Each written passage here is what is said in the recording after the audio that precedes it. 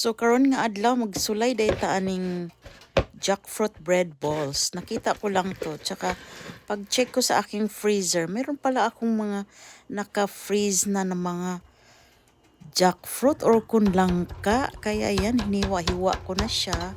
Actually, i-blender ko sana kaya lang gabi na pala. So ganyan lang.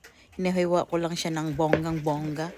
Tapos minikos-mikos. Pero ang ingredients pala nito guys ay 1.5 flour, tsaka 1/2 lang na glutinous rice flour. Tapos, kasi nung tinikman ko is matamis pala na yung frozen na langka. So, hindi ko na siya nilagyan ng asukal. Pero nilagyan ko lang siya ng asin. Tapos, together with the cooking oil. Tapos, minamasa ko na siya. Ayan, nag-reheat tayo ng oil, no? Tapos piniprito na tayo. Piniprito na natin yung piniprito na tuloy tayo.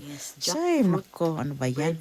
Ayan na nga, ayan. To make the story short, ayan na po, tapos na yun. Super crunchy po siya. Very easy lang po siyang gawin. Kaya, ayan po.